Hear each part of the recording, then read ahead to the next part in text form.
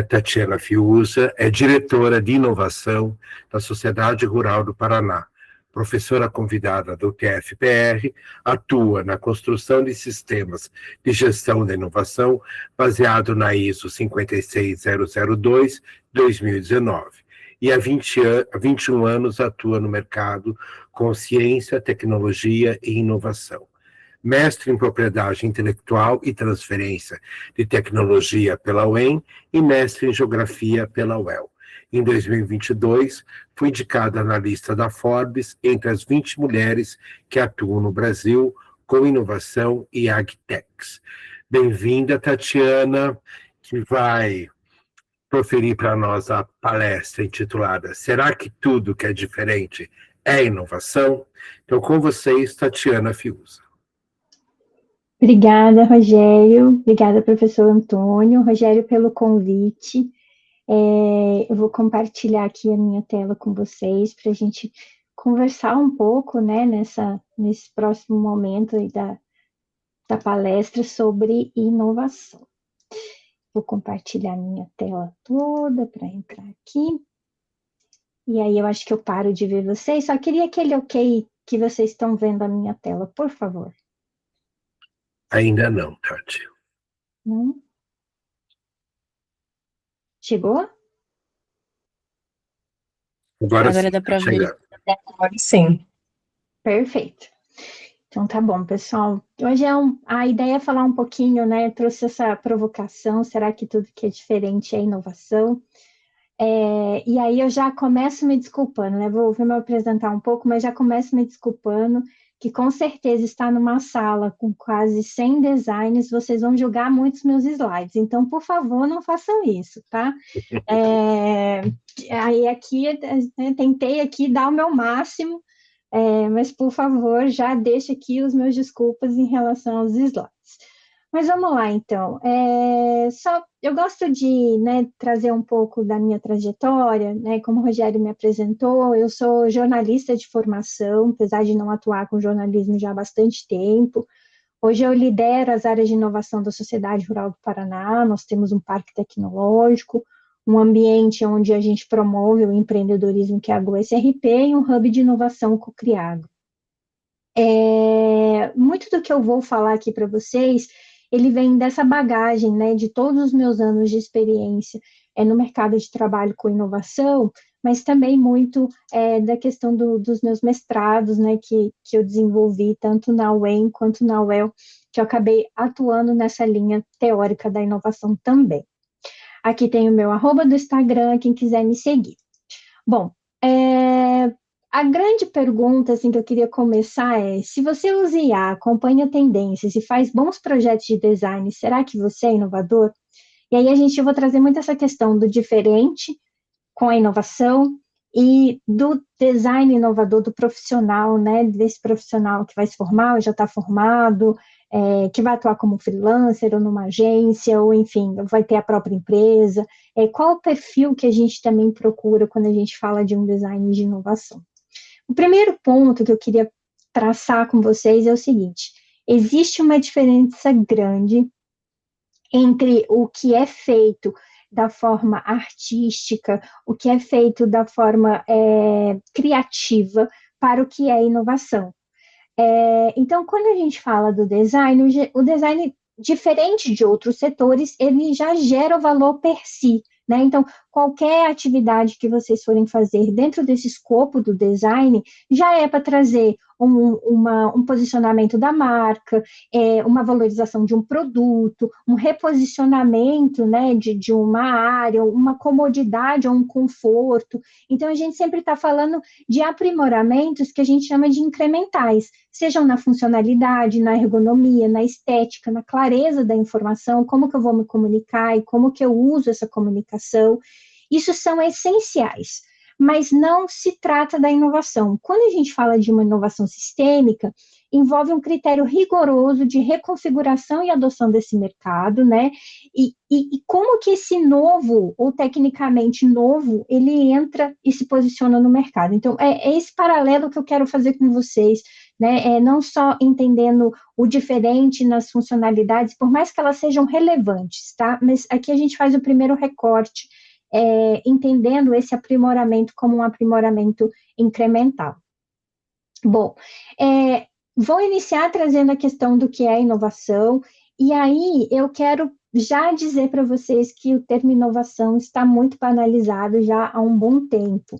E esse banalizado, ele é em vários sentidos, né? Então, hoje é realmente usado como diferente, né? Às vezes a pessoa tem o cabelo colorido, inovador, mas será que isso realmente é inovação? Eu trouxe aqui até 2 exemplos que eu gosto muito em relação ao Dia do Hambúrguer, né? Aprenda 3 receitas suculentas e inovadoras, ou Dia Mundial do Hambúrguer, aprenda uma receita inovadora com carne suína, abacaxi e verduras. E desde quando o hambúrguer de carne suína, abacaxi e verdura é inovação, né? Então, hoje, a palavra está muito banalizada. E como ela está banalizada, tudo é inovação, a gente acaba perdendo um pouco desse conceito. E aí, quando a gente perde o conceito, a gente perde a efetividade, né, da própria palavra, da própria ação que a inovação traz. Então, a ideia hoje é que vocês, pelo menos, saiam daqui, vou fazer esse esforço, entendendo um pouco essas diferenças e sabendo um pouco que nem tudo que é inovador é diferente, apesar de tudo que é diferente ser inovador. Bom, só para reforçar, eu vou apresentar para vocês uma parte teórica, porque a gente está numa aula de pós-graduação, e isso é muito do resultado das minhas pesquisas de mestrado, e depois defendi na UEL, depois quem quiser acessar, eu posso mandar o link, tem acesso ao acervo para a parte teórica mais completa. Bom, eu desenvolvi essa teoria da inovação, uma parte no mestrado, depois atuando em outras frentes. Esses são os teóricos que eu considero principais, são os clássicos. Eu não vou tratar de todos eles, porque daí teria que ter um semestre, né, para falar de cada um deles, mas eu vou trazer eles em alguns pontos para a gente começar essa discussão do que é a inovação. E eu quero começar com o Schumpeter, que é um austríaco, Joseph Alois Schumpeter. Ele é conhecido como pai da inovação, e lá no início, né, dos anos 1900, ele começou a estudar como que a inovação, e ele nem usava o termo inovação ainda, mas como que os processos de mudança estavam acontecendo e como que isso impactava no desenvolvimento econômico. Ele tinha um estudo muito forte para entender o capitalismo, que era o novo modo, né, de produção, então ele fazia essa análise. Como que essas novas combinações ajudam no desenvolvimento econômico? Bem, eu quero só trazer para vocês, eu gerei essa foto em IA, porque, assim, a época que o Schumpeter estava estudando era essa época aqui. É muito fácil para a gente hoje falar de inovação quando a gente vive um mundo de chat GPT, quando a gente vive um mundo de celular, quando a gente vive um mundo de carros elétricos, mas ele estava falando de inovação nessa época, e mais precisamente, ele falava da inovação na indústria de porcelana. Por que eu trouxe isso para vocês? Que é muito interessante a gente trazer o teórico para o tempo dele, né? Porque senão parece que ele está falando da IA. Não, e ele estava falando desse momento. E por que é importante a gente olhar para esse momento? E daí, da onde ele tira a teoria que ele tirou da inovação? Bom, a primeira distinção que ele vai fazer é a diferença entre invenção e inovação. E ele vai falar o seguinte, enquanto não forem levadas à prática, as invenções são economicamente relevantes. Aí eu fiz um paralelo aqui para a gente ter esse divisor de águas entre a invenção e a inovação. A invenção é tudo do trabalho criativo, né? Então, a criação do novo, aquilo que a gente experimenta, aquilo que a gente cria, ele vai dar ideia do conceito, do protótipo, dessa exploração inicial, né? E muitas vezes a gente tem várias invenções que não necessariamente elas chegam ao mercado, elas têm um impacto econômico daquilo que ele chamava, assim, economicamente relevante, né? Então, às vezes eu tenho grandes invenções, mas que elas não têm um impacto econômico. Na inovação já é ao contrário. Então, a inovação, a gente precisa da invenção para ter inovação, mas a inovação, ela é o foco na aplicação. Ela é essa novidade implementada e já é o resultado de tudo isso, né? É qual o impacto econômico que aquela solução, que aquele processo, que aquela atividade traz. Então, quando a gente fala em inovação é muito mais ligado ao resultado do que à invenção em si. né, do que a ação criativa. Quando você passa a olhar dessa forma, a gente consegue entender muito a diferença entre o novo e a inovação. Né? Então, eu posso ter muitas coisas novas, inclusive até patenteadas, porque para ter uma patente, eu não preciso necessariamente que o produto seja inovador. Mas eu preciso, para que ele seja uma inovação, que a gente meça o resultado, e principalmente o resultado econômico. Bom, aqui eu trouxe alguns exemplos bem esdrúxulos para vocês de invenções, né? Imagina a gente andando tá gripado, andando com um papel higiênico assim, ou uma super manteiga, onde você passa ali como se fosse uma cola em bastão, ou mesmo suporte ali para você andar no ônibus.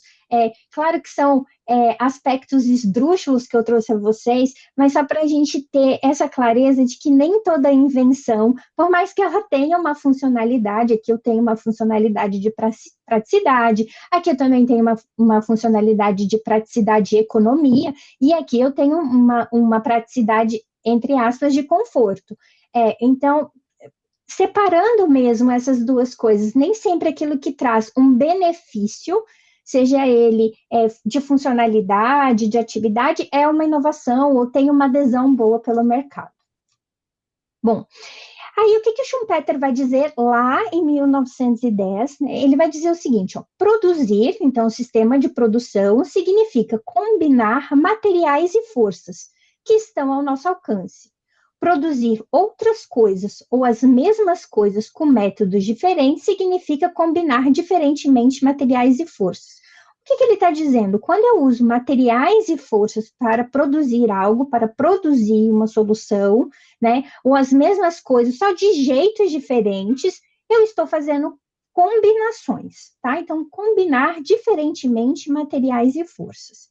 E aí, o que a gente pode ter em mente? Que a inovação, ela é parte do que a gente observa.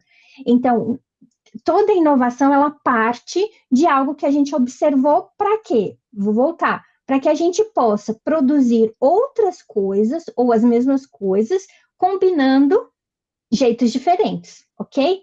Então, a inovação, ela parte do que a gente observa. Mas aí o Schumpeter vai falar, na medida que essas novas combinações podem, com o tempo, originar-se das antigas por um ajuste contínuo ou mediante de pequenas etapas, há mudança. Mas não há fenômeno novo ou desenvolvimento. O que ele está querendo dizer aqui? À medida que a gente vai fazendo melhoria nas coisas, à medida que eu tenho uma roupa, que eu vou fazendo uma melhoria nela, ou um determinado equipamento, que eu vou fazendo somente melhorias, ações incrementais para melhorar alguns aspectos, eu tenho mudanças. As mudanças são reais, mas não necessariamente eu tenho novo desenvolvimento econômico. E aí ele vai dizer que esse desenvolvimento, ele só acontece na medida que não for o caso, em que as novas combinações aparecem descontinuadamente, então surge o que a gente chama de desenvolvimento. Então aqui ele vai falar que as novas combinações, que era o termo que ele usava para inovação na época, uma vez que elas surgem de fenômenos e isso tem impacto, isso caracteriza um desenvolvimento, e eu vou mostrar para vocês as mudanças. Então, ele fala, no desenvolvimento, no sentido que lhes dão, é definido, então, pela realização das novas combinações. O que ele está dizendo aqui? É um processo muito importante, e isso mudou toda a teoria do desenvolvimento, e por isso que ele é considerado o pai da inovação. Ele está dizendo aqui que a gente só tem desenvolvimento do nosso modo de produção, uma vez que eu tenho novas combinações. Então, para ele, na visão desse autor, só temos desenvolvimento quando temos inovações. São as inovações que dão esse up no modo de produção, e aí eu vou mostrar para vocês um pouco mais para frente como funcionam esses ciclos. Pois bem, a inovação, ela traz o desenvolvimento do modo de produção capitalista. Isso é muito importante a gente entender, porque não existe esse modo de produção capitalista sem o desenvolvimento das inovações, e por isso que elas são tão importantes. Né? Por isso que a gente fala que cada vez mais as empresas precisam ser inovadoras, pessoas inovadoras, a gente tem pessoas que desenvolvem atividades de inovação, depois a gente vai falar um pouco disso, mas soluções inovadoras, soluções que mudem, porque cada vez que a gente tem essa mudança, a gente tem um avanço no nosso sistema. Bem, quais são os tipos, então, de novas combinações que o Schumpeter definiu lá no início do século? Ele vai dizer o seguinte: primeiro, a introdução de um novo bem, ou seja, um bem que os consumidores ainda não estão familiarizados, tá? Então, algum bem novo no mercado, depois eu vou trazer para vocês um exemplo para a gente entender bem. Mas, na época, qualquer novo produto ou ação que as pessoas não necessariamente estavam acostumadas, mas que tinha um impacto econômico. De novo, vamos lembrar que não é qualquer invenção. E aí, aqui, a gente começa a fazer ligações entre a inovação de produto, né, e a inovação ligada ao novo. Então, de novo, tudo que é novo não necessariamente é inovador, mas tudo que é inovador é novo, tá? Então, a gente precisa ter muito essa premissa. E essa inovação ligada ao produto ou a um serviço é quando ele diz que a gente tem a introdução de um novo bem. Depois os serviços entraram e a forma deles também.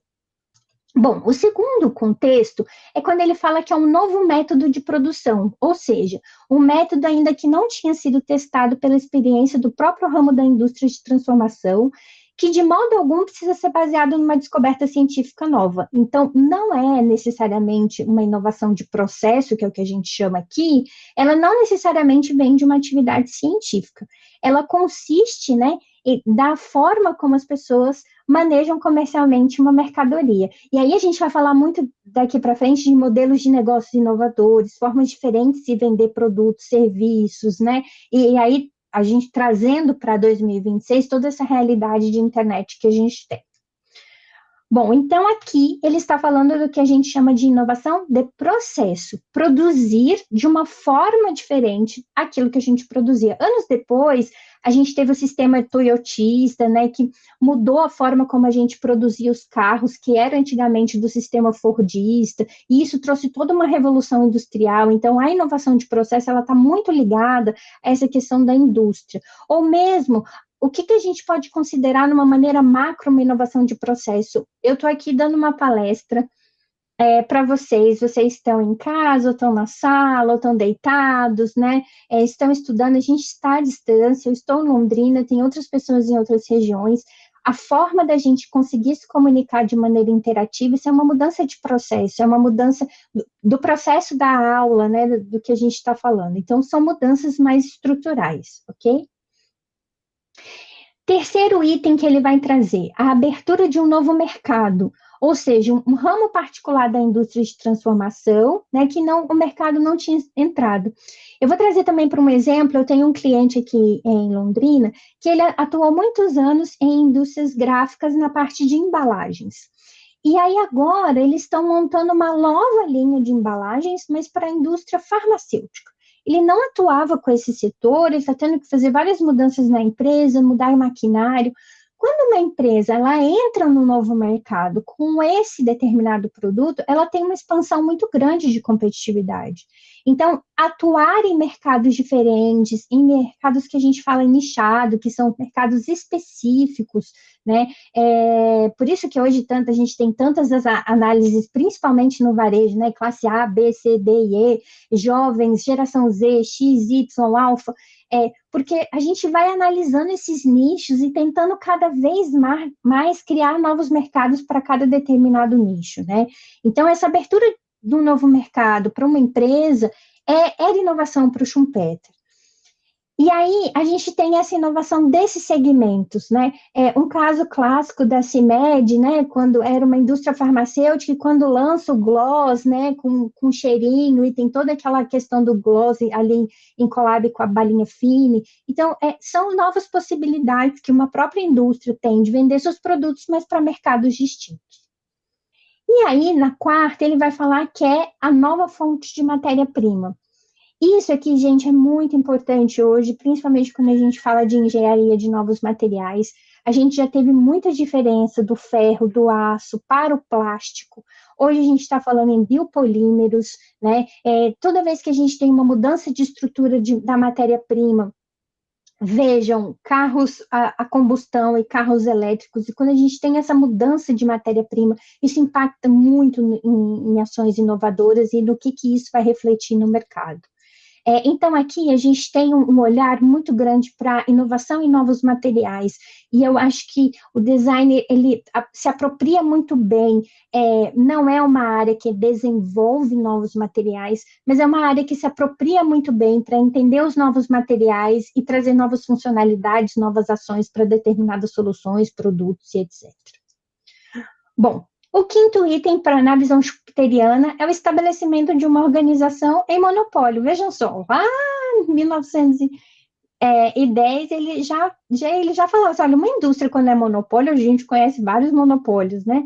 Mas ela está inovando porque ela está abraçando o mercado de forma única. Esse ponto até foi um ponto que não evoluiu do ponto de vista teórico, mas naquele momento fazia sentido na ação dele. Toda indústria que se estabelece como monopólio, ela está sendo inovadora. Bom, e aqui a gente começa a falar das grandes empresas inovadoras que têm graus de inovação completamente distintos, né? Eu sou uma pessoa que super fala assim, não é qualquer empresa que pode inovar, tem algumas que têm perfis, outras vão fazer coisas legais, mas a inovação eu entendo que não é para qualquer empresa. Hoje as empresas maiores têm mais fôlego de recurso, de teste. Ah, Tati, mas uma pequena empresa não pode inovar? Pode, mas ela tem que ter uma outra estrutura, uma outra dinâmica. A gente vai falar um pouquinho sobre isso. Bom, então as 5 dimensões Schumpeter para vocês. Para você que estava meio dormindo, acordou agora, trouxe aqui um slide resumo, né, que no início do século ele trouxe essa questão dos novos produtos, dos novos processos de produção, dos novos mercados, das novas fontes de matérias-primas e das novas organizações. Então, a inovação, gente, também não pode ser sinônimo de tecnologia. A inteligência artificial per si, ela não é uma inovação. A forma como a gente usa a inteligência artificial, a forma como o ChatGPT, o DeepSeek entraram no mercado e o impacto disso economicamente é uma inovação. A tecnologia pura, ela é uma ferramenta, tá? Então, aqui a gente tem um elemento muito interessante para a gente entender a inovação também. Não podemos esquecer dessa questão do resultado e do impacto, mas que a gente tem várias ferramentas que a gente pode usar para desenvolver soluções inovadoras. Pois bem, a teoria do Schumpeter ficou lá, e aí nos anos 1940 ele avançou no pensamento teórico, e ele trouxe um outro conceito que eu gosto muito, e assim, isso também faz parte da premissa clássica, que é o conceito dos ciclos de desenvolvimento econômico, mais especificamente do que a gente chama de destruição criadora. Tem alguns autores que traduziram como destruição criativa, mas o correto é destruição criadora, vocês vão entender por quê. Bom, agora eu vou pedir bastante atenção para vocês, para a gente imaginar o gráfico. Então, eu tenho um gráfico, lembrando que do gráfico de baixo para cima é aumento. Então, aqui eu tenho um aumento do lucro, e aí especificamente de empresas, que é onde o Schumpeter estudava mais. E aqui, quando eu vou da esquerda para a direita, eu tenho um aumento de tempo. Então, seguindo essa linha para frente, tempo, seguindo essa linha para cima, lucro. Pois bem, quando uma inovação ela entra em determinado tempo no mercado e é realmente uma solução inovadora, rapidamente, num curto espaço de tempo, então o espaço de tempo é curto, mas rapidamente, ela faz com que essa empresa aumente a sua taxa de lucro. Por quê? Porque ela está colocando uma solução inovadora no mercado, aquilo teve um impacto muito grande e ela ganhou muito dinheiro com aquilo. Beleza.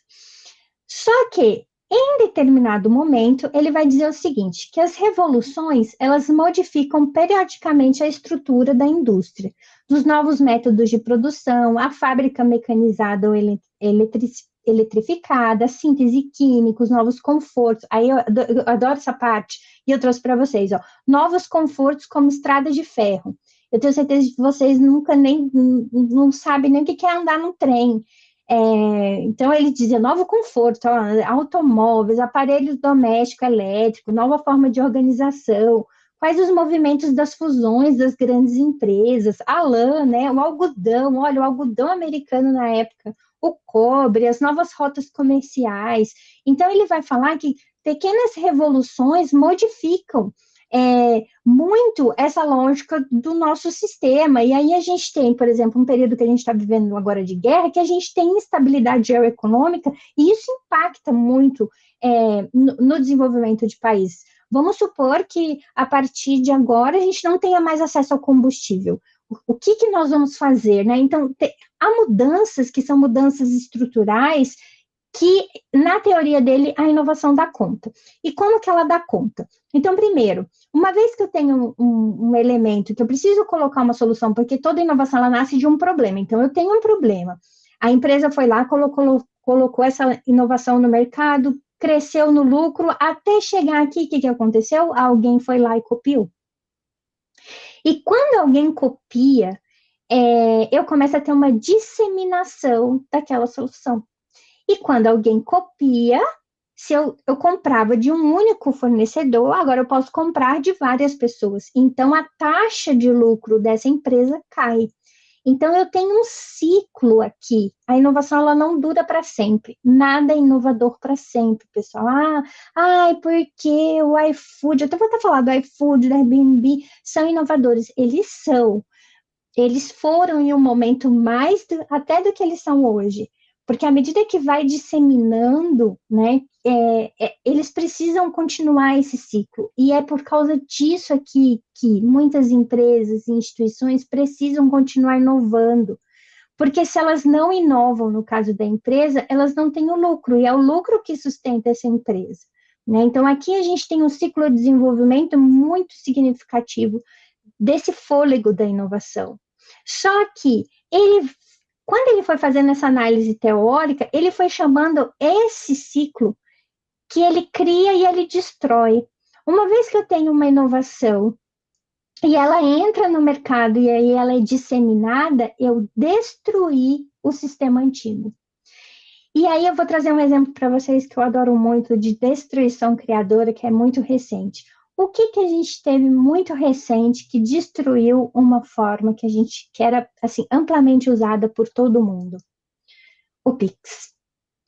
Quando o Banco Central faz um movimento com startups para fazer teste da nova forma de pagamento, né? Eu sou da época, ainda do cheque, do dinheiro, que a gente tinha que ir lá no caixa eletrônico, né? O Pix, ele mudou toda a forma como a gente faz pagamentos hoje. De qualquer pessoa que mora no Brasil, e aí a gente até é muito reconhecido em outros países, que outros países não usam. Tati, mas não acabou o cartão de crédito. Não, a destruição criadora não necessariamente ela acaba com o anterior, mas ela muda a forma como todo mundo faz. Hoje, todo mundo tem um Pix. Hoje, todo mundo sai com o celular para fazer pagamento. Tem gente que não conhece mais dinheiro, que não conhece mais moeda. Então, esse ciclo, né? Então, foi uma inovação que ela entra, ela muda, ela destrói, ela nasce, ela cria um outro sistema, e aí a gente começa a operar nesse outro sistema. Por isso que é muito ligado à tecnologia, tá, pessoal, as inovações, porque geralmente são as tecnologias que fazem esse fôlego maior. Quer ver um outro exemplo que eu adoro de destruição criadora? Aqui, a Air Fryer.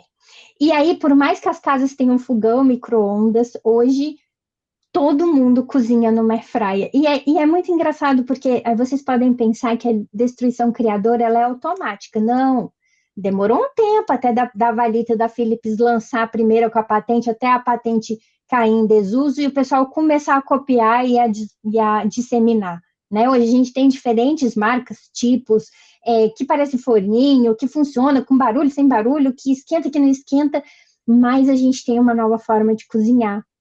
E isso está no lar das pessoas, e isso é um impacto econômico muito significativo. Nasceu uma indústria de air fryer, algo que não existia. Né? Então, Tati, antes tinha um fogão a lenha, fogão elétrico, fogão de indução, e agora air fryer. Sim, a gente tem ciclos de desenvolvimento que vão destruindo e criando ao mesmo tempo. Por que eles destroem? Porque eles acabam com o antigo. Por que eles criam? Porque eles criam novas formas da gente lidar com coisas do cotidiano, com coisas da vida, ou com outros modelos de ação que a gente tem. Então, essa capacidade das novas combinações ou das inovações, destruir os sistemas antigos de produção e, ao mesmo tempo, levar esse novo sistema, gera, na visão schumpeteriana, a novos ciclos econômicos.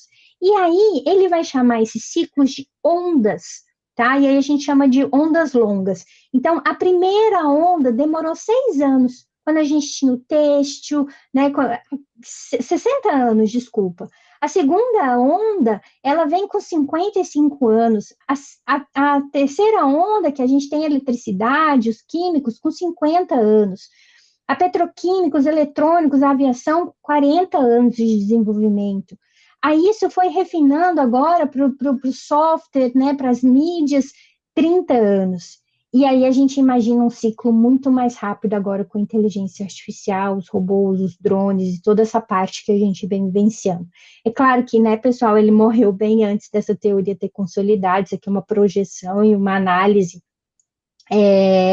até do pessoal do MIT, sobre os ciclos de inovação schumpeteriano, mas só para a gente entender essa velocidade. E essa velocidade, esse ritmo que a gente tem, ele também tem muito a ver com o lançamento das coisas novas, com as inovações, com as mudanças. E, de novo, não são pequenas mudanças, não é uma forma, no Instagram está fazendo hoje de um jeito, amanhã ele vai fazer o algoritmo falar de outro. Não, mas é quando eu tenho um outro aplicativo que ele deixa de postar só fotos, ele começa a postar vídeo, e isso tem um impacto gigantesco, né, no mercado como o TikTok, a gente tem mudanças e soluções inovadoras muito mais rápidas e muito mais latentes. Então, a inovação, ela é ligada ao desenvolvimento econômico, ela é ligada ao desenvolvimento do modo de produção, ela é ligada a essas novas combinações, aquilo que a gente vai gerar de impacto significativo na própria economia e na dinâmica. Tati, mas aí uma empresa sozinha, ela vai inovar porque aquilo vai ter um resultado para ela, econômico, seja de redução de custos, seja aumento de produtividade, né? E aqui não é só de lucro, aí a gente está falando de outros patamares. Bom, então essa inovação é ela que orienta esse desenvolvimento, né? Por isso que a gente fala hoje que a inovação é a base, né? Da gente construir as nossas carreiras, aquilo que a gente está olhando, aquilo que a gente está entendendo, porque a gente entende isso como um ciclo desenvolvimentista. Ok, isso aqui eu fiquei só nesse, e aí teria muito mais para falar dele, mas agora eu vou dar um salto aqui, ó, vou parar aqui no Daniel Malcan. O Daniel Malcan coordenou, na década de 1992, um comitê da OCDE em Oslo, onde os países, né, já haviam entendido como é que funcionava um pouco a teoria da inovação, queriam entender o que é a inovação, como que eles podem definir inovação, para que eles comecem a mensurar se determinado país tem ou não inovações, é inovador, se as empresas são inovadoras, instituições são inovadoras, etc. Então, em 1992, esse comitê da OCDE reunido em Oslo criou um manual que a gente chama de Manual de Oslo. E aí aqui eu chamo que a gente padronizou a inovação, porque a gente diz que inovação tem nome. Então, eles resgataram um pouquinho da teoria schumpeteriana, vocês vão ver que é bem parecido. E o Manual de Oslo é para quem, assim, para todo mundo, eu quero conceituar a inovação. Muita gente até começa daqui, tá? Esquece até os outros teóricos. Mas aqui tem uma definição clara. Como que é a inovação? Primeiro, que a inovação ela tem 5 formas, e vocês vão lembrar um pouco da teoria schumpeteriana, porque eles resgataram bastante. Então, eu tenho uma inovação de produto, que é a introdução de um novo bem ou serviço, novo ou significativamente melhorado, no que concerne as suas características ou uso previstos. Então, aqui eu trouxe, por exemplo, a embalagem do Sol, né? É uma inovação de produto, Sol é uma linha da Natura, que eles fizeram e depois procurem esses vídeos na internet, porque são muito bons, a estratégia de inovação, ela foi liderada por diferentes designers, e estudar não só o design da embalagem, como que essa embalagem tem um impacto no ciclo de vida do produto, né, porque eles estavam falando da questão da reciclagem, ela teve que mudar a linha fabril para produzir esse produto, então a gente tem uma inovação de produto, e qual é o impacto que isso trouxe para a própria Natura e para o olhar dela, desse desenvolvimento mais sustentável. Eu tenho também a inovação de processo, então a implementação de um novo método, novo, inovação ligada ao novo, ou significativamente melhorado, aí não é só uma melhoria pequena não, tá, pessoal? É significativamente melhorado, então, que inclui mudanças significativas, né, e técnicas, e equipamentos ou softwares. E aqui eu trouxe a famosa fábrica, né, que ela é toda automatizada, onde a gente não tem nenhum trabalhador e que ela consegue produzir os carros. Então, quando eu tenho, geralmente, equipamentos ou sistemas, né, ou mesmo quando a gente fala se a IA vai substituir um humano ou não em determinada atividade profissional, é isso que a gente está falando, é uma inovação de processo, quando eu tiro, né, eu faço uma mudança e torno mais competitivo, mas não vou entrar nesse mérito da IA, porque senão seria uma outra discussão, e aí a gente pode, depois, se for o caso, ampliar sobre isso. Bom, e aí eu tenho também inovação de marketing, essa eu gosto muito, que é a questão do novo método de marketing com mudanças significativas na concepção do produto ou na sua embalagem. O próprio Sou é um exemplo disso, né? Eu tenho um shampoo que é num saquinho, né? E no posicionamento desse produto, essa parte de embalagem, eu entendo que é uma parte que vocês designers estão muito ligados, e aí a gente tem diferentes inovações, né, ligadas a isso. Mas eu trouxe, muitos de vocês não vão se lembrar, mas teve uma época que a Coca-Cola lançou as latinhas com os nomes. Qual que é o ponto? É que eles até retomaram isso recentemente. Quando eles lançaram essa latinha com o nome, eles mudaram um pouquinho o formato da latinha, e, gente, tinha fila, as pessoas faziam filas, igual as pessoas fazem fila aqui em Londrina para comprar um cookie, as pessoas faziam filas para procurar o seu nome na latinha. Só que qual que é o ponto relevante? Ah, Tati, é uma boa estratégia de marketing, vendeu muito, isso é inovação de marketing? Não, é que mudou toda a forma da Coca-Cola rever o seu produto. Inclusive, no Brasil, eles criaram campanhas específicas, porque a gente tem muitos nomes com L's, Y's e todos os tipos de nome, e eles lançaram uma linha com nomes né, brasileiros, com Y's e L's, THs e etc. Mas como vocês não são dessa época, eu trouxe um outro que eu acho que vou passar aqui para vocês, acho que vocês vão ver. Ah, peraí, eu vou ter que voltar aqui um pouquinho para habilitar o som. Peraí, eu vou parar de compartilhar, porque isso aqui é bom vocês escutarem com o som. Desculpa, gente, aqui foi uma falha técnica que eu já devia ter feito isso. Pera lá, então tenham paciência, compartilhar com o som. Agora vai. Ok. Ver se ele vai abrir aqui, né, o videozinho do Instagram. Não está compartilhando sua tela com a gente. Não foi ainda? Acho que Não. ela está carregando. Ele está conectando aqui, eu quero. Foi agora? Foi. Tá, deixa eu lançar aqui o... A primeira fragrância é indicada pela inteligência artificial a partir do feed de uma pessoa. Dá só uma olhada como foi essa experiência aqui na Flagship de Pinheiros. A inteligência artificial da Meta analisou fotos do meu feed e traduziu tudo isso em uma essência digital.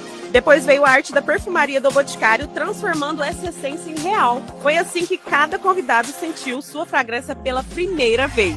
Literalmente, o cheiro do seu feed. Gente, sério, é muito eu. Minhas fotos, minha vibe. E essa aqui é a minha essência. Gente, que delícia! O resultado foi uma experiência inédita, sensorial e cheia de notas especiais. Essenciar, a beleza de sentir a sua essência. Uma campanha do Boticário lançada agora, no início desse ano, onde o Boticário cria um perfume a partir do seu feed. Então, a inteligência artificial faz análise do seu feed e eles fazem as composições de essência e ele lança um perfume a partir do seu feed. Isso nada mal, gente, perfume existe, feed existe, mas quando ele faz essas novas combinações, a gente tem linhas e processos muito inovadores, assim, porque são uma personalização, né? Entendam que é uma inovação, não é um produto novo, eu continuo tendo um perfume, mas eu tenho um apelo da marca, do marketing, da forma como eu tenho experiência com o cliente muito grande. Agora, por favor, não confundam coisas interessantes, inovação de marketing, com aquilo que viraliza. E aí eu trouxe aqui o Labubu, porque eu acho que o Labubu, assim como o Harry Potter, eu sempre falo assim, Labubu e Harry Potter não são inovações, são só coisas que deram muito dinheiro. E nem tudo que dá dinheiro é inovador, tá, pessoal? Então, eles dão muito dinheiro, e hoje, nesse hype que a gente tem da viralização, como o cookie, né? Agora Londrina tem outra fila para comprar bolo ali na Concha Acústica. Essas viralizações, aquilo que leva o consumidor a comprar, não necessariamente ele é inovador. Por quê? Porque eu não tenho uma agregação de valor, eu não tenho, é só um bolo, é só um cookie, tudo bem que a pessoa fala legal, é gostoso, tal, mas eu não tenho uma mudança significativa, tá? Assim como é um bonequinho, que efetivamente ele teve ou não atividades, vendeu muito bem, mas não necessariamente é inovador. Então, também nem tudo que vende bem, tá, pessoal, é uma inovação. E aí, no Manual de Oslo, ele também traz a inovação organizacional. É aquela forma como a organização se organiza mesmo, né? A empresa se organiza, a instituição se organiza, e aí a gente vê hoje muito mais as salas interativas, mais aconchegantes, coloridas, escritórios, né? Muito diferente daquilo que a gente tem das salas quadradinhas, das mesas brancas, né? Até no curso de design vocês têm uma forma diferente de sentar as mesas. Então, isso tudo não deixa de ser uma inovação organizacional, porque traz aspectos, traz mais competitividade, traz mais interação, tem um impacto econômico muito significativo no local. Bom, e aí o Brasil, em 2004, definiu uma legislação que é chamada Lei de Inovação, que é a Lei 10.973, que também traz um conceito muito interessante. E aí, esse conceito ele vai dizer o seguinte: então, para a lei brasileira, para a legislação brasileira, inovação é uma introdução de novidade ou aperfeiçoamento no ambiente produtivo e social que resulta em novos produtos, serviços ou processos, ou que compreenda a agregação de novas funcionalidades ou características a esse produto, serviço ou processo já existente e que possa resultar em melhorias e em efetivo ganho de qualidade ou desempenho. Então, aqui eu tenho um misto de que a inovação precisa ser um produto novo, um serviço novo ou um processo novo, que eu tenha novas funcionalidades ou características a isso que impacte diretamente no resultado de melhoria ou um ganho de qualidade ou desempenho. Então, aqui tem características que a gente traz a questão da agregação de valor muito maior do que eu só fazer um produto bonitinho que vai ter uma funcionalidade ou duas funcionalidades. Então, a inovação, do ponto de vista legal no Brasil, ela é entendida como uma solução, produto, serviço ou processo, que traz esse ganho, que traz esse benefício, que tem esse impacto na qualidade do desempenho. Ou seja, enquanto eu não medir as melhorias e a qualidade de desempenho, eu não tenho inovações, e isso é muito importante. Então, não é só porque, lancei, isso aqui é inovador. Você mediu? Chegou no mercado, chegou num produto, alguém usou, teve um impacto, qual é o impacto disso? O impacto é esse, então a gente pode considerar sim ou não uma inovação. Antes disso, a gente tem uma intenção, uma atividade, uma solução que pode gerar uma inovação. E aí, voltando na teoria, vou pular ela de novo e vou parar ela aqui, no João Clerc. Esse é muito recente, pessoal. Aqui em 2015, onde a gente começa a falar de uma ISO.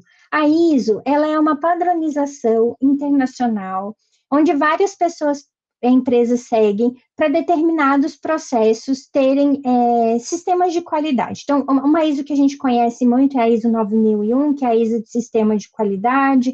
Então, quando uma empresa fala, eu tenho ISO 9001, é que todos os processos dela, garantia de qualidade daqueles produtos são suficientes. E aqui, as empresas começam a olhar a inovação não só do ponto de vista de ter ideias e lançar soluções, mas a gestão de tudo isso, como que eu tenho ideias, como que isso vira produto, qual é o impacto no mercado, né? Então, de uma forma mais sistêmica, do que a gente chama.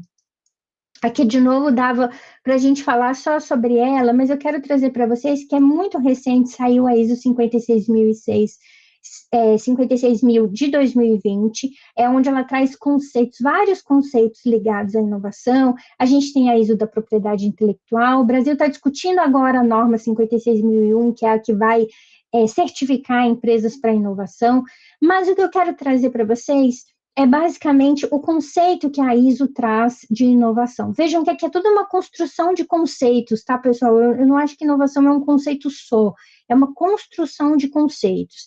E esse conceito da ISO, ele vai dizer o seguinte: é uma entidade nova ou alterada, que realiza ou redistribui valor. Aí ele tem uma nota técnica, ele vai dizer o seguinte: que novidade e valor são relativos a e determinado pela percepção da organização das partes interessadas. Então, é essa parte interessada, uma empresa e uma instituição, que vai dizer se aquilo tem valor ou não. Exemplo, eu sou uma pessoa que tomo muito pouco café. Vai lançar um café gourmet, tananã. Para mim, isso não tem valor. Então, aí a gente acaba entendendo um pouco mais essas características, né, das pessoas. E a segunda nota de entrada é: a inovação pode ser um produto, serviço, processo, modelo ou método. E a terceira, a inovação é um resultado. E aqui, pessoal, eu acho que eles condensaram desde que o Schumpeter estava falando lá em 1910. A palavra inovação, às vezes, se refere à atividade ou processo que resultam em ou buscam por inovação. Então, às vezes, eu tenho atividades que podem gerar soluções inovadoras.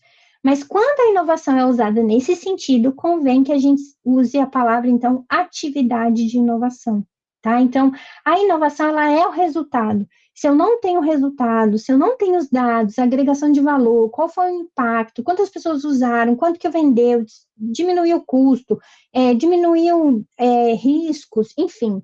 Se eu não tenho esse valor, e aí não é só no sentido financeiro, tá, pessoal? De tempo, nosso tempo que eu demorava para fazer determinada coisa, o tempo que eu faço, né? Então, vamos lá para a airfryer de novo. Eu cozinhava um pão de queijo em 40 minutos, agora eu faço em 12.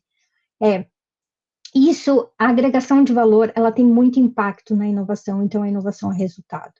Pois bem, aí fiz um desenho aqui, pedi de novo para a IA me ajudar num desenho, fazendo uma comparação entre a ISO e a Lei de Inovação. Então, a ISO, ela vai falar o seguinte, que a inovação é a implementação e valor. Então, a implementação e o valor que vão definir se algo é novo, melhorado, é inovador. Então, eu tenho foco na implementação prática, na geração de valor, no requisito do novo. Quando eu falo da lei, eu estou falando de ambientes e resultados. Então, eu tenho definições em focos específicos, ela enfatiza a novidade no ambiente produtivo, novos produtos e novos processos. Então, eu tenho foco no ambiente produtivo, eu tenho foco no resultado esperado, eu tenho foco no requisito. Então, os pilares entre a definição de inovação estão na novidade relevante, tem que ser novo e muito relevante, tá? E na geração de valor de impacto. A inovação só se concretiza quando ela gera impacto real na sociedade e nas organizações. Senão, nós temos muito boas invenções. Pessoal, quando que a inovação chega no design? Nós falei tudo isso, né, para a gente chegar no design. Então, quando que a inovação chega no design? E aí eu fiz um desenho, entendendo um pouco assim, que a gente tem uma superfície visual, tá? Invenções interessantes, apelos estéticos, mas que não alteram o uso. Muitas vezes uma cadeira, mesmo que ela tenha uma venda significativa, mas aquilo continua sendo uma cadeira. E eu tenho uma estrutura desse sistema, onde eu reconfiguro experiências, processos e sistemas de uso. Então, quando a gente fala da inovação do design, e isso é intrínseco ao design, o impacto raramente está na estética isolada. O design, ele vai atuar como com esse elemento estruturante, né? Então, quando eu trago design para desenvolver soluções inovadoras, por isso que eu até coloquei aqui nessa camadinha aqui de baixo, porque vocês têm a condição, enquanto designers de outras áreas que não têm essa mesma condição, de já no processo de vocês, ele já dar as condições para o desenvolvimento da solução inovadora. O design per si não é inovador, mas o processo de design, da maneira como a gente entende, né, da questão macro, ele traz a inovação como intrínseca. E aí, gente, a gente tem esse design como elemento estruturante. No Sol da Natura, eu tenho um novo modelo de embalagem, então eu tenho impacto na redução do material, eu tenho otimização logística, eu tenho redefinição do ciclo de vida do produto. No iFood, no Airbnb, eu tenho a inovação das plataformas digitais, e hoje a gente fala muito de experiência de usuário, de UX, nova forma de interação. As pessoas ligar hoje no WhatsApp é algo super ofensivo, as pessoas interagem de outras formas, seja, as pessoas interagem de outra forma para pedir comida, eu ainda pedia comida no telefone, ou hoje viajar, você consegue olhar acomodações, ficar hospedados em diferentes locais. Então, é um impacto grande na reorganização completa dessa experiência do consumo, na hospitalidade, na alimentação. O iFood, ele é tão presente na nossa forma de alimento que hoje, né, qualquer coisa que você quer comer, ou que você quer pedir, você entra no iFood. Eu tenho uma amiga que estava contando, agora ela ganhou um bebezinho recente, domingo eu fui visitar, e aí disse que teve um problema na mamadeira. Eu tinha comprado uma mamadeira, o bebezinho é bem novinho, e aí a mamadeira estragou, e aí ela foi procurar no iFood, e eu falei assim, você foi andando de farmácia em farmácia, olha eu, né, geração X. Ela falou, não, Tati, eu fui colocando no iFood para ver qual farmácia tinha mamadeira, e aí eu fui na farmácia específica. Então, ela muda a nossa forma de consumir os produtos, né? E aqui eu trouxe o notebook LM, que é a IA do Google, que até me ajudou a fazer um pedaço desses slides, porque ela tem uma facilidade, uma inovação ali de interface maravilhosa, principalmente para aspectos de estudos. Então, ela tem uma redefinição no impacto de integração entre usuários e a inteligência artificial e no processamento das informações, que é muito bacana. Isso é design. E aí, o papel desse profissional criativo, seja ele freelancer, seja ele que está numa agência, eu dividi em 3 categorias. O primeiro é o executor, aquele que vai receber o briefing, vai focar na técnica e vai entregar um bom trabalho. Então, ele recebe, analisa, entrega. Eu tenho um segundo tipo ou perfil, esse aqui eu que defini, tá, pessoal? Então, é um perfil onde ele olha mais tendências, né? Então, é aquele profissional que ele vai receber o briefing, ele vai focar na técnica, mas ele vai olhar quais são as estratégias, como as ferramentas podem me ajudar. Eu tenho uma incorporação ampla de repertório, como que aquele setor atua, né? Então, aqui eu vou desenvolver uma identidade visual, eu vou receber, vou fazer um briefing único e vou entregar. Aqui qual é a tendência? Qual que está o contexto dessa empresa? Com o que ela está falando? O que as pessoas estão vendo? O que as pessoas gostam mais, né? O que vai ser mais atrativo, né? A Camila Farani tem um texto lindo, onde ela fala que a primeira empresa dela quebrou porque ela fez a empresa dela para ela, né? Não para o mercado. Então, esse seguidor de tendências, ele é um seguidor que ele é mais assertivo nessa entrada de novos produtos no mercado. E aí sim eu tenho um profissional com esse perfil um pouco mais inovador, aquele que questiona o contexto. Por que eu tenho que ter uma água em garrafa de plástico? Por que eu tenho que ter um shampoo? Por que eu não posso ter? Por que shampoo tem que ter uma embalagem plástica? Né? Então ele questiona esse contexto, né? Ele traz o briefing, ele foca na estratégia, mas ele questiona o que a gente tem hoje. E aí a criação passa a ter um valor sistêmico, porque aí a criação vai ter uma mudança. Então, é muito interessante a gente olhar o perfil de qual design a gente quer ser, ou qual design que a gente atua, né, enquanto profissional, qual designer, para que a gente possa identificar, assim, caminhos, porque às vezes a gente entra numa rotina tão grande que a gente até tinha vontade de ser esse aqui, mas a gente só consegue ser esse aqui. Então, são 3 perfis que eu acho muito características desses novos profissionais. Bom, então a inovação ela pode ser uma estratégia de carreira, se assim vocês entenderem. Por quê? A gente pode pensar a partir de novos modelos de serviços, como que as pessoas recebem produtos, como que esses produtos são entregues. A gente pode pensar em nichos especializados, quais são os setores não óbvios que a gente pode atuar, como que eu posso ter uma integração multidisciplinar entre design, tecnologia e outras áreas, por exemplo, eu trabalho com agronegócio. Como que a gente pode ter essa integração, né? Quais são os setores que precisam se integrar e que aquilo torne multidisciplinar e tenha um impacto significativo e novas formas de relacionamento com o cliente, gente. A gente sabe que a cada geração os relacionamentos vêm mudando, a exigência das pessoas vem mudando em relação a como que elas querem ser atendidas, e como que elas gostam de ser atendidas, e como que elas gostam de ser respondidas. E isso precisa estar na nossa estratégia como carreira. Então, nem toda mudança na sua rotina é inovação, é preciso uma novidade relevante associada à geração concreta de valor e ao mercado. Pessoal, caminhando para o fim, então a gente tem aqui alguns sistemas complexos, onde eu tenho que olhar tecnologia, mercado, comportamento e organização, né? Então, são produtos que trazem experiências, esse profissional inovador, ele vai além da execução técnica, né? Influencia um ecossistema, o design, ele é a ferramenta, né? Poderosa, mas a capacidade de gerar inovação depende muito de como ele é integrado, né? Em tecnologia, mercado, comportamento e organização. Para fechar, eu quero deixar aqui 2 mensagens. Inovação é um processo social, os conceitos foram desenvolvidos para entender os movimentos econômicos e como as pessoas estavam lidando por eles.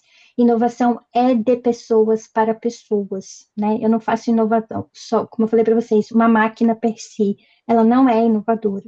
É o impacto que aquilo ali tem no nosso sistema, na nossa atividade, no nosso contexto social. E nem tudo que é diferente é inovador. Então, a gente pode ter diferentes mudanças, a gente pode ter coisas muito legais, a gente pode ter algo que traga um impacto financeiro, mas a inovação está ligada à agregação de valor, a novos mercados, novos produtos, a ciclos de destruição criadora, as novas matérias-primas, e a todos esses conceitos que eu construí aqui com vocês. Eu fecho com vocês essa apresentação, fica aqui as minhas redes sociais, e aqui eu coloquei um QR Code de um grupo do WhatsApp que a gente tem, que é ligado ao SRP Vale, que é a lidera, então, o ambiente de inovação da sociedade rural. Fica aqui se vocês quiserem entrar e acompanhar um pouquinho do dia a dia ali, das ações que eu faço ligada à inovação ao agronegócio. Eu vou parar de compartilhar e fico aberta a perguntas, ou alguém queira questionar algo. Obrigado, Tatiana. Tem algumas pessoas que já levantaram a mão aqui. Acho que temos algumas interações. Fiquem à vontade, pessoal. Tem umas mãos levantadas. Ou se preferirem postar no chat a pergunta também, a gente pode ler aqui. Como vocês preferirem.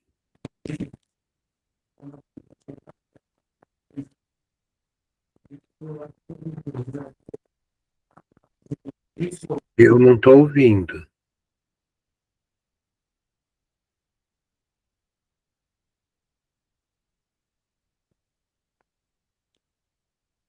A mão, você está com a mão levantada ou não? Não, tá. É que tinha um áudio meio quebrado aqui, para mim. Para vocês também?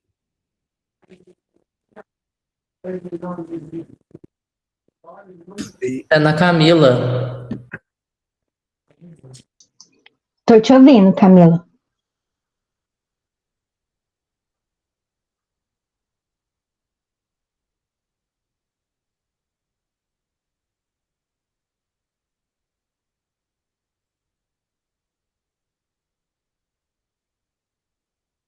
Acho que não. Davi Fiuza, oi, vai falar. Você quer perguntar aqui mesmo? O só levantou a mão numa coincidência aqui.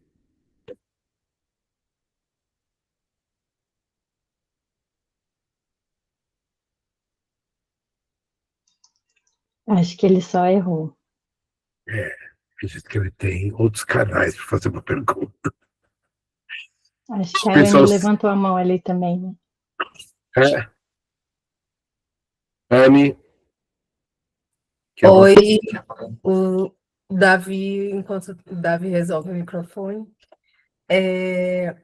eu estava prestando atenção, né, no que você estava falando com relação à tecnologia, à inovação, e me acendeu um alerta, assim, né, porque a gente vê muito essa associação dessas tecnologias de criatividade sendo usadas para e medidas como que têm um retorno positivo através do que elas conseguem ou não te dar de retorno financeiro.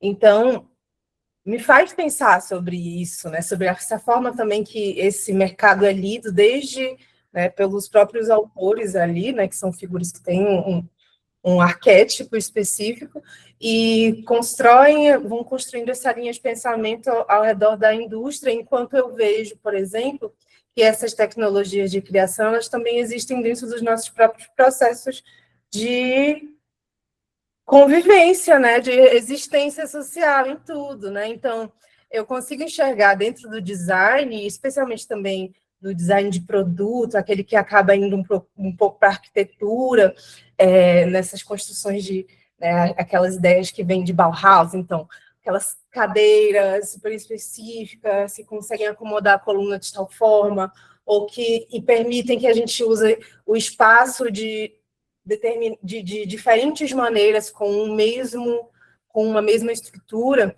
né? Eu consigo enxergar aí também uma inovação de processo que não está diretamente relacionada à economia, mas sim a uma apresentação de soluções que, sim, modificam o sistema que a gente vive, sim, nos dá novas possibilidades, ampliam o mercado, porque essa é a forma que a gente vive, mas que também solucionam questões que nos fazem viver juntos, né? Viver em comunidade. Então, sei lá, por exemplo, a rede. Dormir na rede e dormir numa cama são coisas completamente diferentes e adaptáveis para lugares diferentes. Eu conheço gente que não sabe deitar em rede, não tem equilíbrio para deitar numa rede, né? Então, você vê, né, como os lugares são também muito determinantes e a inovação também está partindo a partir desses processos, sabe?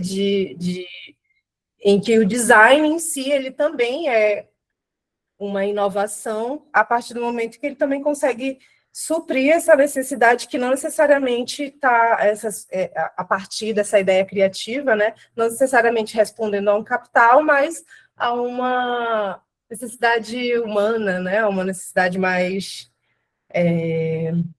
não sei, fluida, menos mensurável, talvez, da vida. Anne, eu quero trazer um ponto relevante para essa discussão da inovação, e por isso que eu fiz questão de falar da época que o Schumpeter viveu, é que, por muito tempo, os estudos da inovação foram ligados ao desenvolvimento das empresas, por muito tempo. É muito recente quando a gente fala de inovação social, né, isso é muito recente. Então, toda a parte teórica, ela é mesmo ligada à questão econômica, à questão da empresa. A teoria foi desenvolvida porque era o contexto que eles tinham na época. Quando a gente fala das inovações, e quando a gente fala hoje de agregação de valor, a gente não está falando só do aspecto financeiro, tá? Se em determinado...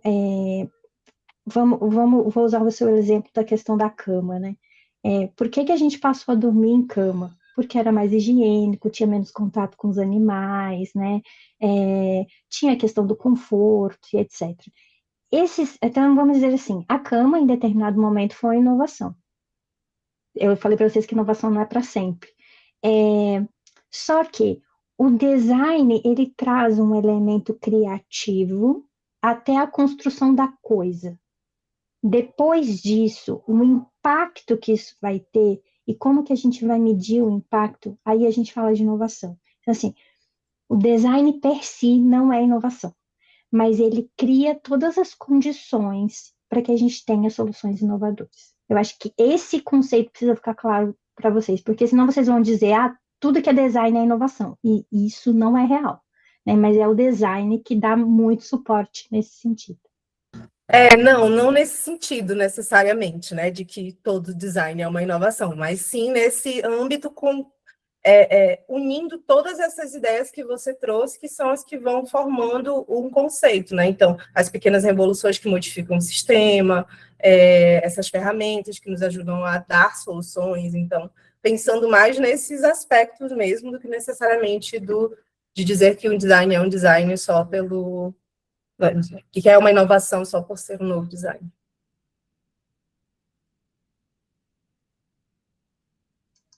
Davi, conseguiu o microfone? Testando. Consegue me ouvir Sim. agora? Tá. Sim. A minha pergunta, eu estava você tinha dito que o processo do design, a gente entende que é a parte gráfica e a parte visual, mas que isso é só realmente a camada, a película. E eu queria questionar se talvez outros campos criativos que fossem, tipo, compartilhassem um pouco dessa película visual, conseguissem ter o mesmo poder que o processo do design tem para fomentar inovação e desenvolvimento, ou se isso é uma coisa muito mais intrínseca ao design, ao processo do design em si. Eu sou uma pessoa que acredita na multidisciplinaridade, então não acho que só designers, só biólogos, só engenheiros da produção, só jornalistas vão resolver determinado segmento. Então, a resposta é não, não acho que é uma particularidade do design, eu acho que o design ele tem uma grande vantagem, assim como a engenharia da produção, mas não, entendo que para que a gente tenha, a gente tem outros setores que têm películas, outros setores que não chegam à película, mas para que a gente tenha um olhar mais profundo, a gente precisa desse olhar também multidisciplinar. Beleza, obrigado. Mais alguma questão, pessoal? Isabelle? Opa, tudo bem? Boa noite, gente. Acho que para agregar um pouco mais a discussão que a Anne trouxe, assim, acho que é um pouco, não sei, me bate um pouco de estranhamento quando a gente fala que design não tem inovação, não só por assim, tipo, a indústria que a gente tem hoje, de IA e tudo mais, mas quando a gente tem processos na história do design, como, tipo, a própria questão de UX, UI, de acessibilidade, design social, enfim, até produção de cartazes mesmo, que fez parte da Revolução Industrial, né, a forma de comunicação, que é uma das coisas que você citou como uma inovação de marketing, né, ou de processos. O design traz essas características da inovação no seu desenvolvimento. Daí, é claro, nem todo design vai ser inovador, né, não é porque eu estou fazendo um post de rede social que eu estou inovando, mas é isso, assim, pode ser também, sabe, mas não só como uma ferramenta. Acho que se o design não trouxesse isso na sua essência, até porque, né, só existe a partir do capitalismo e da Revolução Industrial, a gente não usaria o design thinking em tantos processos ao longo da indústria. Então, acho que talvez a discussão, não sei se ficou um pouco denso ali para mim, tipo, um pouco abstrato essa parte, assim, sabe? Isabelle, concordamos que fazer só um post não é inovação, certo? Certo, com certeza. Ok. Concordamos que processos de design thinking levam a soluções inovadoras, correto? Correto. Beleza. A gente está falando a mesma coisa. O que eu estou dizendo é, o design é a base para a solução inovadora. E o design thinking, ele foi uma inovação de processo.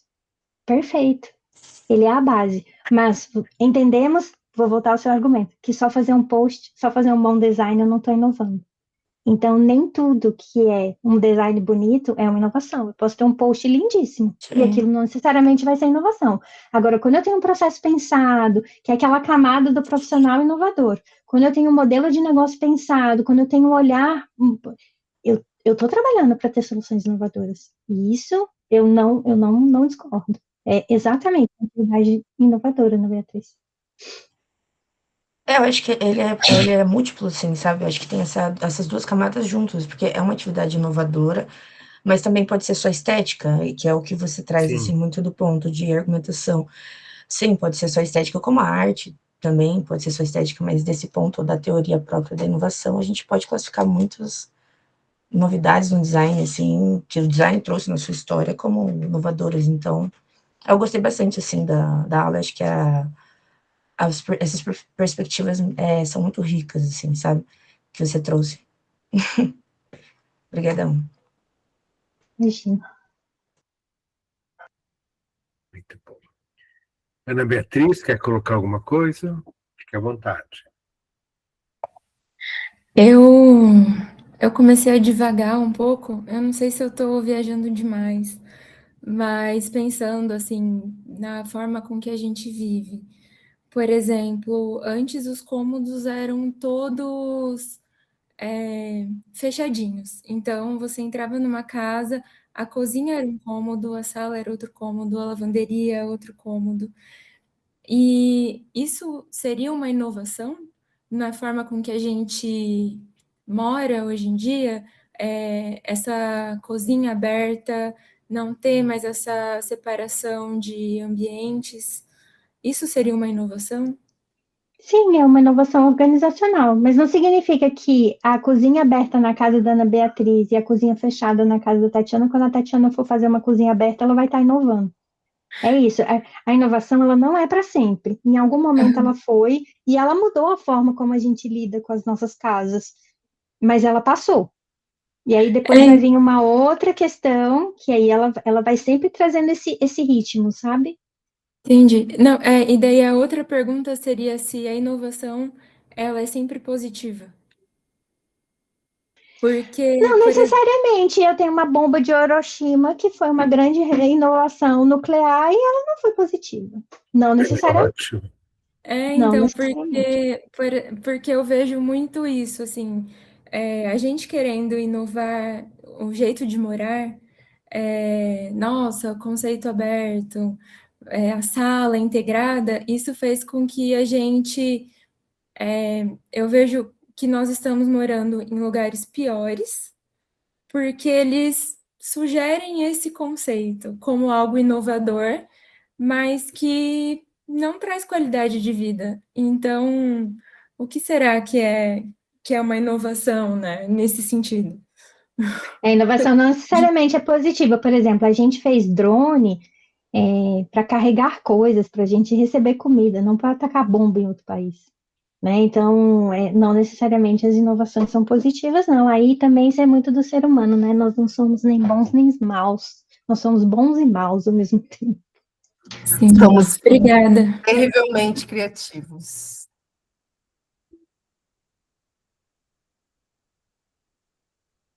Isadora Cabreira. Oi, gente, boa noite. Desculpa, eu vou desligar a câmera, senão a internet cai. Mas eu queria saber se a inovação, se ela está ligada diretamente nesse impacto de mercado, você diria que esse conceito de inovação, ele só existe no sistema capitalista, ou se ele também pode ser entrelaçado diretamente com o sentido cultural? E, digamos assim, tipo assim, ser inovação e um designer aplicar nessa base para criar esse sistema não, perdão, essa questão inovadora, pode mudar de cultura para cultura, digamos assim? Olha, eu vou dar uma resposta do ponto de vista teórico, e aí talvez a minha limitação teórica, né, porque ninguém conhece tudo um pouco, mas entendo hoje, a partir da teoria, que a inovação ela é sim ligada aos sistemas econômicos, aos modos de produção. Inovação na cultura.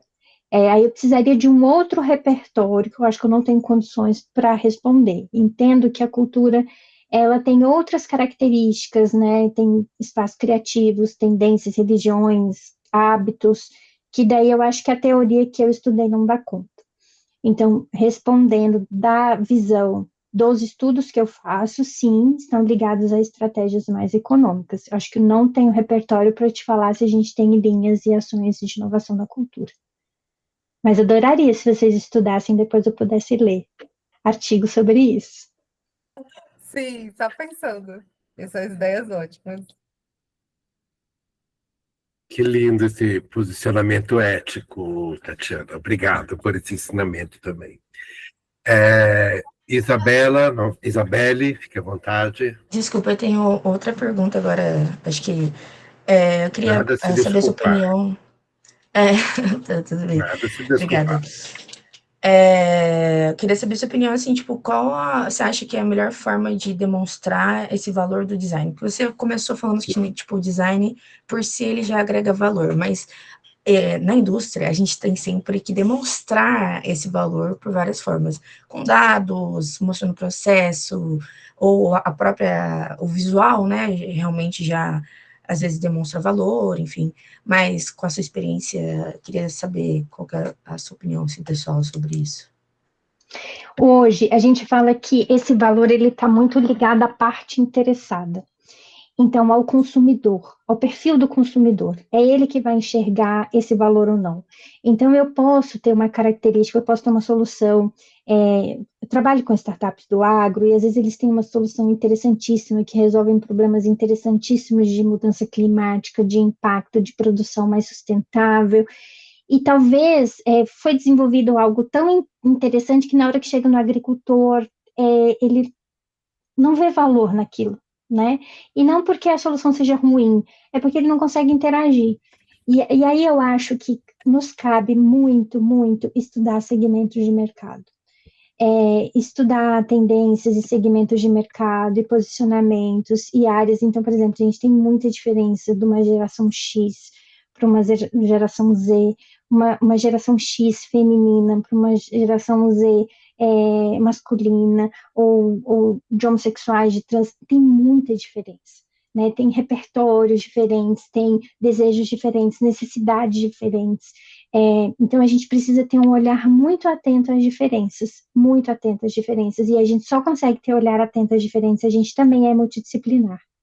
Uma vez eu conheci um colega, ele é designer, ele também opera programas de inovação, e ele começa a palestra falando assim, sabe qual é o problema dos designs? Ele estava dizendo, tá, gente? Isso eu estou dizendo, não. Design acha que é Deus. Design acha que tudo design resolve. Assim. E era tão interessante, ele vinha fazendo a fala dele nesse sentido. Então, assim, destacando a importância da multidisciplinaridade, né? Porque uma vez que a gente traz cabeças diferentes para pensar, com vivências diferentes, com formas, então esse nosso estudo de mercado, ele precisa ter um olhar muito mais atento a quem vai receber aquilo, do que quem vai, assim, desenvolver. Tem uma ferramenta que eu gosto de usar muito nas minhas consultorias, vou ensinar vocês podem fazer em casa. Vocês vão procurar 3 pessoas familiares e 3 pessoas colegas de trabalho. E vocês vão pedir para que elas digam a vocês 3 qualidades e 3 defeitos que vocês têm. Tem que ser pessoa que você confia, tá? Porque aí também não vai brigar com a pessoa que ela falar que você é chato. Quando a gente traz o olhar do outro sobre a gente fala assim, nossa, eu não tinha pensado que eu era assim. Então, talvez vocês saiam daqui hoje com o impacto de quem é a Tatiana. Muito diferente do que talvez a Tatiana seja. Por isso que é importante a gente ter esse olhar do mercado. Porque é ele que vai ditar, não é a gente que vai produzir, sabe? Então, hoje, essa questão da ISO, do valor das partes interessadas, isso não é só uma opinião, é todo um estudo nesse sentido. A gente tem olhado muito mais para esse consumidor, ou para quem vai ter ali acesso àquela solução, etc.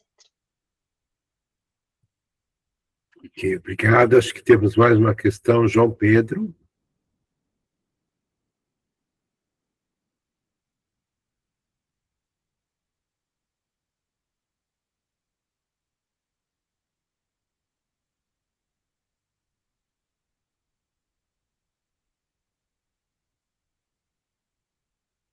Bem, acho que ele postou a pergunta aqui, que é a seguinte.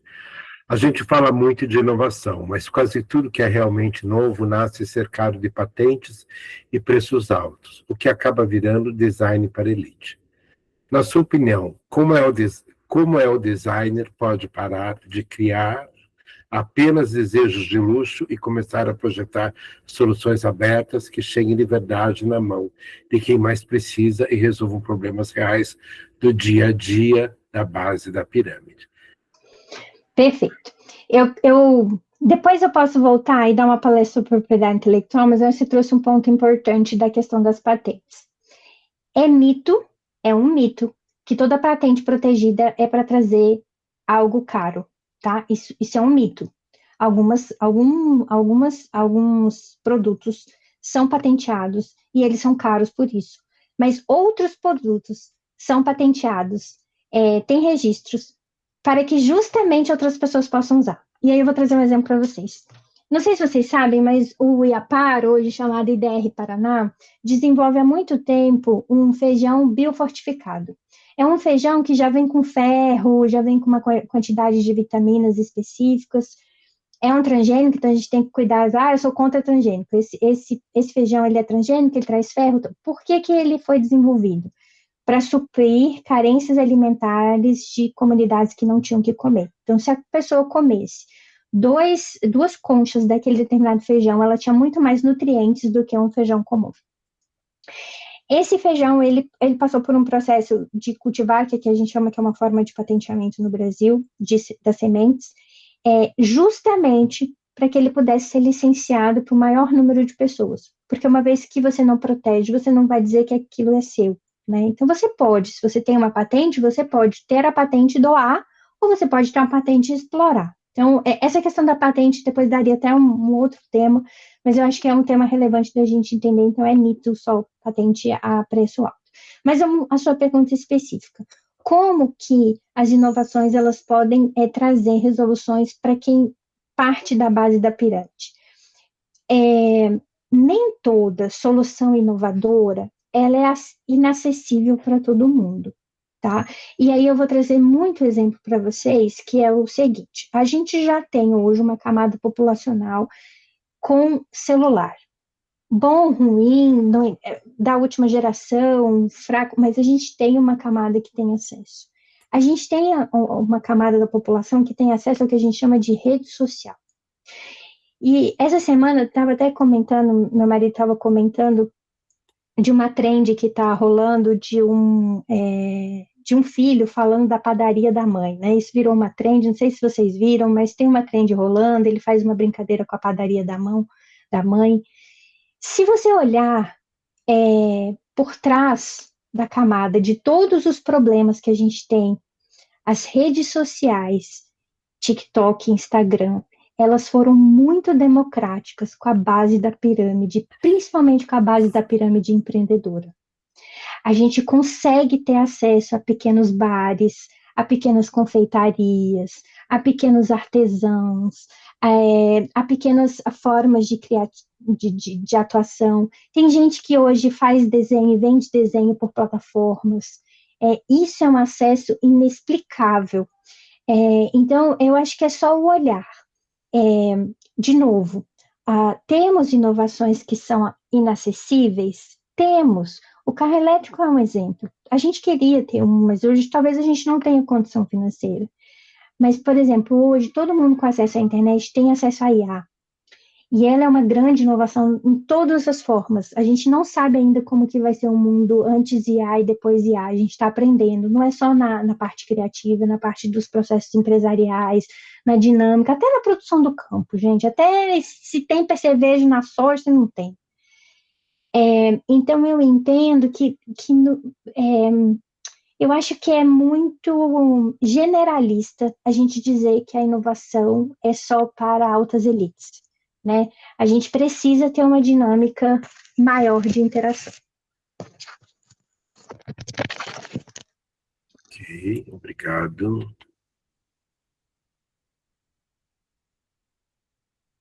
Mais alguma questão, pessoal? A gente já chegou no nosso teto de 21 horas. Mas... desculpa, pode. Fique à vontade. Só queria fazer um último questionamento, que você veio com todo o embasamento teórico na sua palestra hoje, e eu queria saber quando que necessariamente a academia e toda essa teoria ela começou a se refletir na inovação, no processo do design, quais foram, quando que iniciou realmente esse estudo no âmbito do design na inovação, e se é uma coisa muito recente ou se já tem um tempo prévio isso? De novo, vai minha limitação teórica, mas a gente tem inovações a partir do design desde o modelo toyotista, tá? Mas aí eu acho que eu precisaria ter estudado um pouquinho mais da teoria do design para achar esse ponto de interconexão. Se você me perguntasse do ponto de vista da geografia, eu saberia responder melhor. Mas entendo, né, que todo modelo toyotista ele já veio ali a partir dos estudos de design. Mas, de novo, eu tenho uma limitação teórica aqui. Ok, obrigado. Bem, pessoal, acho que podemos ir encerrando essa noite. Né, agradeço muito, imensamente, essa contribuição da Tatiana. Já é uma colaboradora, né, da Pós-Design UEL há alguns anos, já fez algumas aberturas de curso alguns anos atrás, então queria agradecer muitíssimo. Lembrá-los que dentro de poucos dias essa comunicação já estará disponível no nosso canal do YouTube. Alguém também perguntou se ver edições anteriores, né? Fiquem à vontade para visitar essas produções dos outros anos, outras palestras, outras comunicações. Então, ok? E em breve essa fala da Tatiana estará disponível. E espero vocês na nossa próxima comunicação, que é sobre IA e processo criativo com o Arthur Duarte. Ok? Uma boa noite a todos e muito obrigado.